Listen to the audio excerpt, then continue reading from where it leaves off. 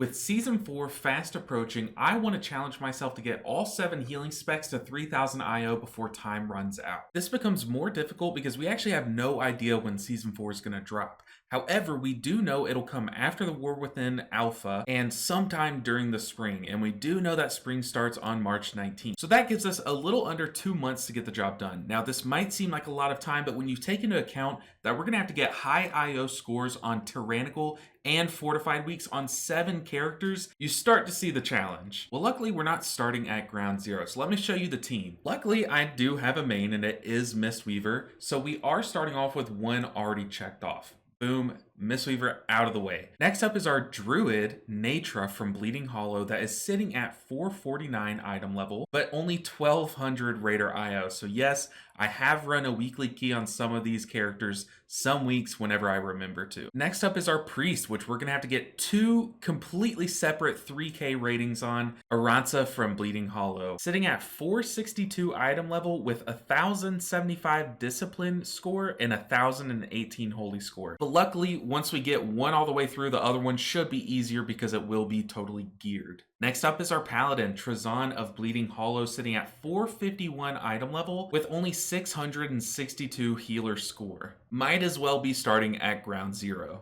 Then we have Ra, the Evoker, sitting at 927 score with 449 item level. However, this character already has a heroic track Iridol and about, I think, a normal Blossom of Amirdrasil, so already some kind of solid items to start off with. And the Ringer, the final one to round out the squad, we have Ilana, the Shaman of Mal'Ganis, sitting at 425 item level with only 181 score. This one is gonna be what lags behind the rest. We decided to start off with the Shaman since it's the furthest behind the pack, and one of my chatters said this: playing out of the spell book is always fun. Oh my god, for the first key, imagine. But as soon as the first incorporeal ad spawned, I quickly realized that I did not have Hex, and their chat came true. Luckily, I've at least played each healer, but some a lot more than others. So when it comes to healing my party, I at least know some of what buttons are right. But a big challenge of this series is going to be to see if my knowledge of Mistweaver is just general healing knowledge or if it's specific to Mistweaver. But for the most part, I only know how to play some of these healing specs as much as you play your least played alts. But a fun part about this series is that along the way, I start to learn new combos, new mechanics of each class. Also, I need to be using this. Primordial Wave, I think, is important. I feel like I'm not pressing all of my good buttons. Like, I'm not even pressing Primordial Wave. Blast them with them. It applies a Riptide. It also... Oh, healing. I need to do Primordial Wave and then Healing Wave. I don't know which one is Healing Wave. Is it 4? That's Healing Surge. It's 7 then. Okay, so our combo is we Primordial Wave a friend, so ourself, and then we 7, and it cleaves on everyone. Okay, that's a big burst that we need to be doing. At first, I was pretty shocked to even get invited to a +8 on this character, but for the most part, it was about as easy as what a +8 would be. We weren't under much threat often, but there was a constant theme of the key being a little bit harder, or actually a lot harder, because I, 1, didn't have Hex for the incorporeal ad, but 2, I also did not have Incap Totem, which is our AoE stun. Also, the build that I copied didn't even have the kick, so I was without all of my utility in this build. And that ended up catching up to us during this pool. Uh-oh. But what makes that fun, we also butt pulled back there, and I don't think our tank knows.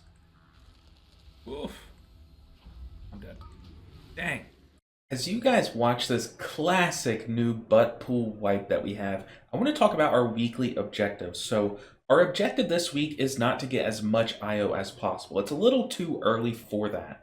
We have to focus on item level first so that we can make a bigger push toward the end. So to do that, the role that we have to play this week is just at least unlocking 1 vault slot on each of my healers. Now, this was on a Monday and my weekly reset is on a Tuesday, so we barely have any time. So the goal of this video is just going to be to get at least 1 key per healer. We eventually make it to Lady Wakecrest, and having made it this far without any of my utility is a feat in and of itself. But despite my best efforts, we do get overrun eventually by the incorporeal ads. To do what we should have done like 10 deaths ago, So we end up swapping our talents around, making room for our kick, our in-cap totem, and hex. Now we are all Swiss Army knifed up. Augur's Riptide restores mana. Who needs mana? Who also needs to read the rest of that talent? Boom. I didn't read anything. I literally just know that I need my kick, I need my stun, and I need hex. Here we are. We're in the book. Alright. We're jamming. Easy key from here on out. And actually, that it was. It was pretty easy from here on out. And I actually had so much fun that I decided to run another Shaman key. I doubt anyone brings us along. Oh my god. These suckers, they're falling for it. I won't show you the entire key, but there were some pretty notable moments. And it starts with this very first pool. I kind of, for the first time, felt like I was healing pretty good. I mean, I did stack cooldown on top of cooldown on top of cooldown, but this is a lot of incoming damage that I was able to sustain. And I'm actually pretty proud of that and excited to see how much better I can get with this class. We also pulled double bears. Die to that. Oh, I got it just in time. Hell yeah. Doesn't mean that we're not dead to like everything else. Oh, destabilize, come on. Dang, it got one off. Oh, I forgot I can cast while moving. I'm pretty sure I'm about to die to something. We gotta press buttons here. What's going on?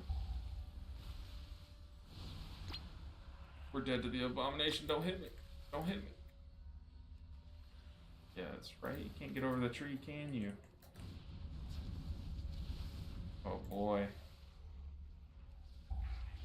Fellhide Glizzy. Die. 3, 2, 1. Although we survived the bears with no deaths, this first boss, our tank pulls a classic frontal swivel. Yeah. Oh my god, the tank just turned it toward the entire group. But that was fine, we just killed the boss with 4 people. However, this next mistake was actually pretty hilarious. Okay, but our capacitor totem talent is going to make it stun twice. And of course, right before the second stun, oh my god, that kick was horrible. Bruh. Bruh, what was that? Oh my god. What on earth? What ability was that? That was like a ring of peace in the middle of him. What even did that? Oh my god. That is, speaking of losing faith in humanity, that was something. Something indeed, Chris, something indeed. However, we were still able to blast this dungeon and move on to the next healer. Now, I'm going to go ahead and warn you, you're going to want to watch through this video at least to the Druid section. We had some sparks fly during the Druid section. It is easily the most pug thing I've ever seen, so stay tuned for that. We're going to go Trajan the Paladin.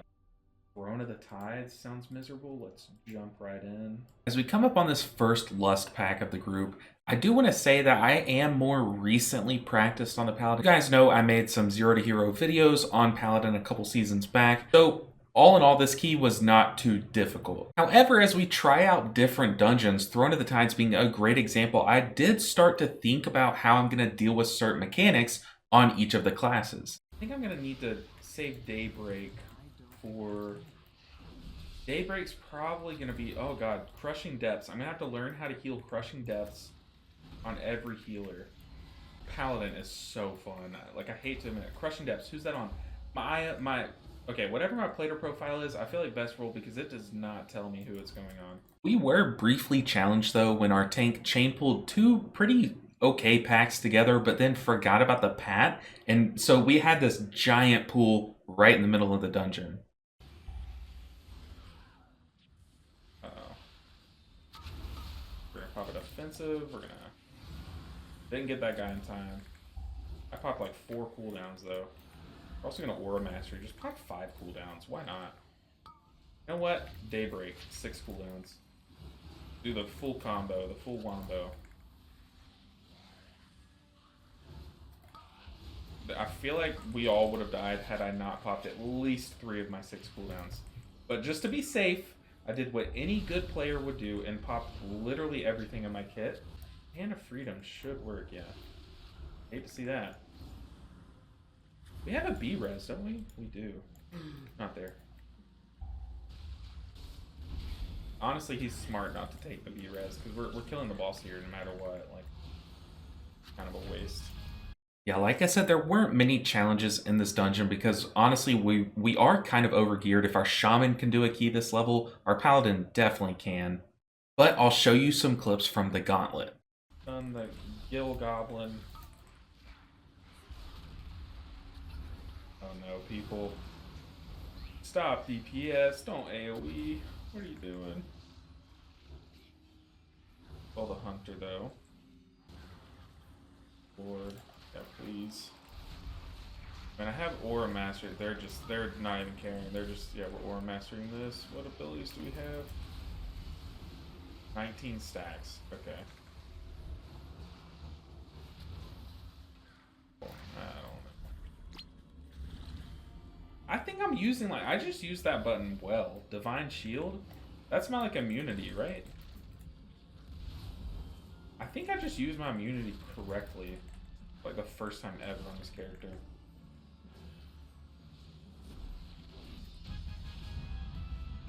Whew. Okay, Paladin key done. Do we want to do it like a higher key? I don't think so. Ooh. Great Haste neck. That cannot be bad.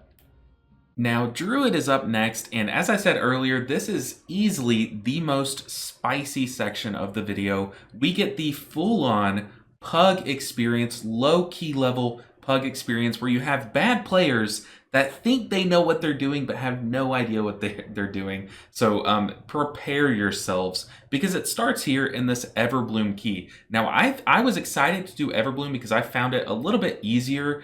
So I was just excited to get in here, but it was a horrible choice. I will quickly find out. But this first dungeon will be crashed and burned due to a very inexperienced group, but a tank that is kind of already coming into the key salty. And it goes undetected for the first portion of this dungeon, but it quickly comes out once we make it to the second boss.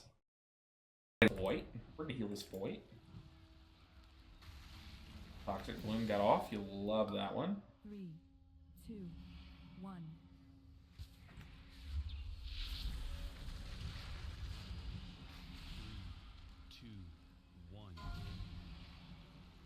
Okay, I was getting ready to kick that, but someone else helped me out with it. 2, 1. Ooh, this boss is tough. We just gotta just heal. 3, 2, 1. The heal is going off. The revitalize kick for cast. Not looking good. 3, 2, 1.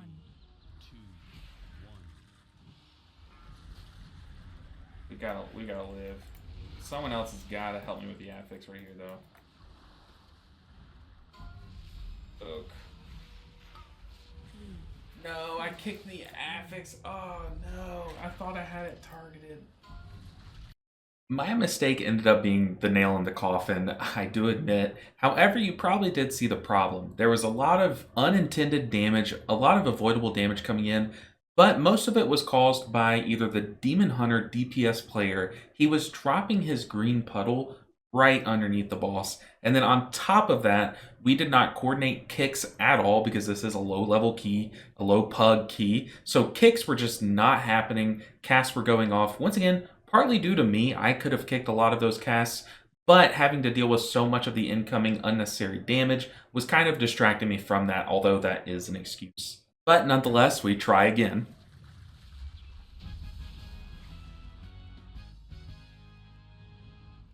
Yes, that is me dead inside, but it's only going to get worse from here. Starting with the very next pool, which our tank double pooled, and then the mage bud pools, and I'm sure you can guess how this goes.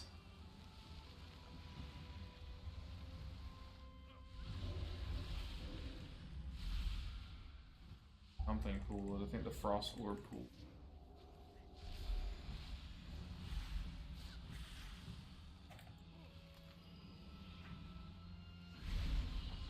I mean, we have to pump into the tank. That's literally all we can do.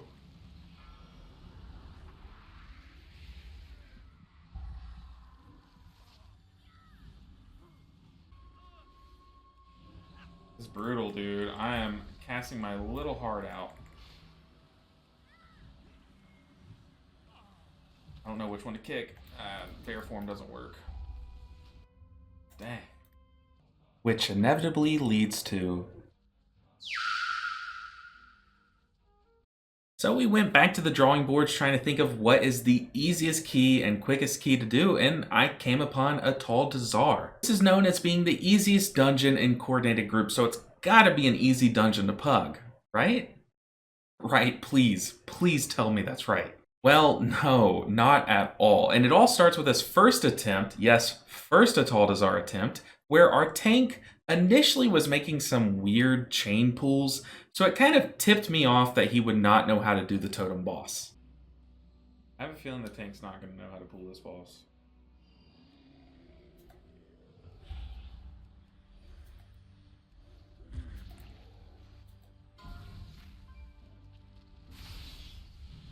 Yeah, he just let that fully cast. So we give it another shot, and I explain what the tank is supposed to be doing, interrupting the cast, focusing on the boss, but the mage thought that I was talking to him. Okay, take two. I've told him what to do. He kicked, the mage kicked it actually. Oh, but the mage is pumping. Mage. Ugh. You go totem, mage. Oh, I did.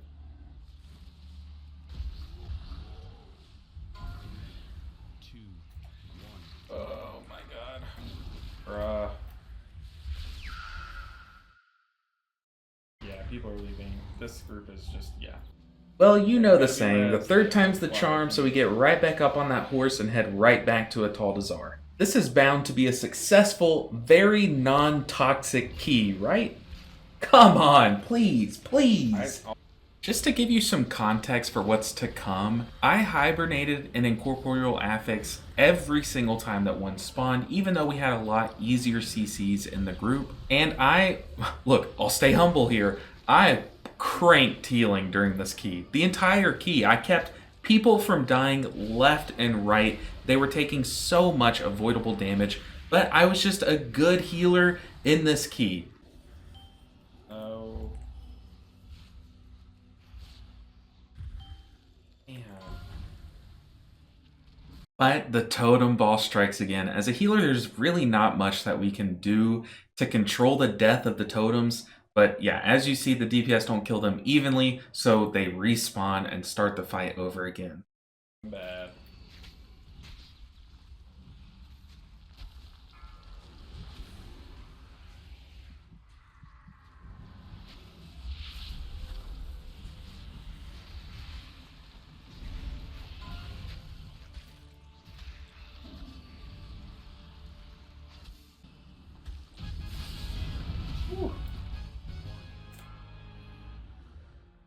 Yeah. By this point in the stream, I'm pretty exhausted and it starts to show. I start to kind of go what can only be described as crazy a bit. Little did I know that the worst was still to come. How's it going, OnlyFans? Welcome back to another LB Ninja 7 video. Where today, oh, that's so gross. And the final boss, I'm sure you can guess, is where the shit hits the fan. Now, on this boss, when you pug a group, it's pretty important to stack the adds, because one, they have to die, and two, it helps with healing. But three, it honestly does not matter where you stack these adds, as long as you don't like stack them under the boss. Just as long as you do stack them, it's better than not stacking them. So I propose that I would ping, which literally doesn't even cost a global cooldown. I can do it while still casting a heal spell. I propose that I would ping where to stack, and as long as everyone does it and at least puts some damage into the adds, we should be fine.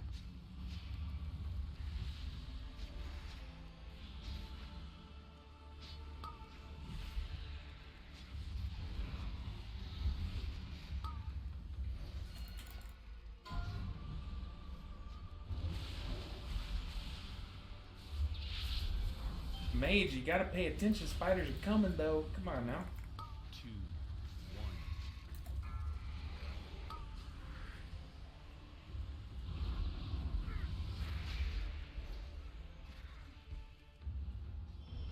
Watching this live, like in the moment, I was pretty shocked at what the tank did. They rolled right through the middle of the room, but watching it back through editing, I realized what the real culprit was. You see, the Warlock was refusing to stack with us, and if you remember, literally as long as we stack in the same spot, it makes the ads easier to kill. The tank was actually trying to make a hero play to make the boss not sponge the ad that the Warlock spawned. So he was rolling away from the ad. Once again, all of that just because the Warlock did not want to stack with us. Everyone just come back here. 3, 2, 1. On attempt number 2, the Warlock was still stacking so far away that I honestly did not even see him. But watch as his ad goes in the boss again, causing major damage. I mean, it's not like the best spot that the stack could be, like, honestly, but... Then out of left field, Lock Daddy 69 over here tries to blame these wipes on me. This guy said less pinging, more focus on healing, and dying from lack of heals and dispels. Look at something. Damage taken. Fucking Echoes of Shardra. What? How do you see the final? Is there a way to see the final thing? No, they said just heal. So if an Incorp cast goes off, we have Fear, we have Para, we have so much to deal with it. 3, 2, 1.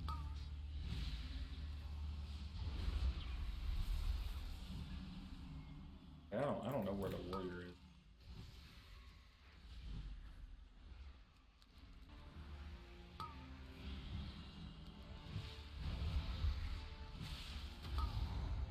And I'm also not getting Incorp.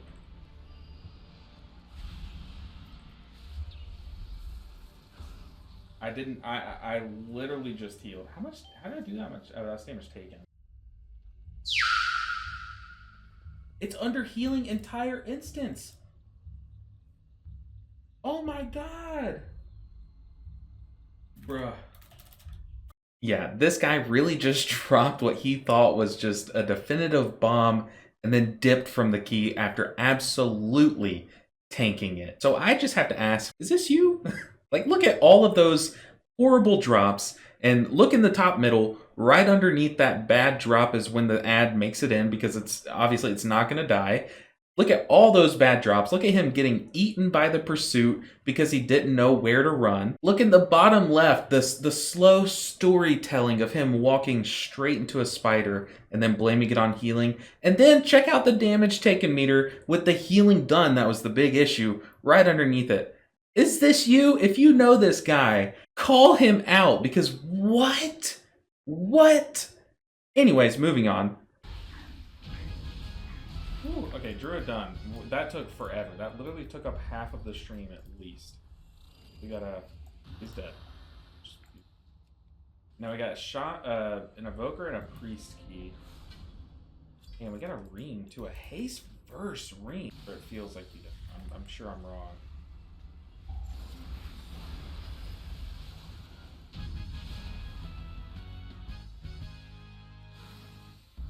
Whew, okay. Gloves, nice. As you can see, the rest of the keys kind of went without a hitch. We were able to time a Blackrook hold on the Druid. It was honestly extremely easy. That's the easy dungeon that we should be running. And then on the Priest, nothing notable really happened. This was a less experienced group, especially the Feral Druid, but honestly, it wasn't anything too bad. They didn't blame it on anyone else like the Atal'Dazar. Nothing notable happened until this final boss, really, where we did end up wiping, but it was just because during the damage pump phase, we did let an Incorp cast go off for like 2 casts, so we did end up wiping, but once again, we just hopped right back up on the saddle, timed it very easily. And that rounds out all the healing keys this week. We were able to get at least 1 vault key for next episode. Now, I made this neat little graphic to kind of show you a visual indicator of where we are on this journey. Where is our progress? And I've highlighted the Mistweaver because we're done. We are completely done with that spec. And as you see here, we didn't gain too much in item level or IO this week, but for what we accomplished in the span of one day across 6 different healers, or I guess 5 different healers, I'm pretty proud of it. We did get a little bit of IO just doing keys that we hadn't done before, and then we did get a little bit of item level on some classes that got lucky with the end of key chest. However, most of the bar progress here from week to week will come from the vault and from putting more time into it. So what do you guys think? Do you like this series? Do you like this idea? Do you think we have enough time to get it done? Let me know all of that down below in the comments. Are you excited for this? Because I am. I think this gives me it gives me some validation that I'm not just a good Mistweaver player, I'm a good healer. Hopefully we can prove that to ourselves and just give me a little confidence boost. But guys, the best way to support this series and this channel is to like this video so that more friends can get suggested this video and this series can grow. So thank you so much for hitting that button, and also make sure that you're subscribed so you don't miss when I post next week's episode. And it really helps out my channel. And speaking of helping out my channel, the names that you're seeing on the screen are my patrons. These guys, if it weren't for their support, I would not still be living my dream, trying to make content still today. So thank you so much to these guys. You have no idea how much you mean to me. And if you, yes, you want to see your name on screen with these guys, then make sure and check out the Patreon link down in the description below. Guys, that's going to do it for episode 1 of pushing all healers to 3k IO. I had a lot of fun with this, and I hope that you did too. I'll see you guys in the next episode. Until then, share this with a friend, and I'll see you then. Take care.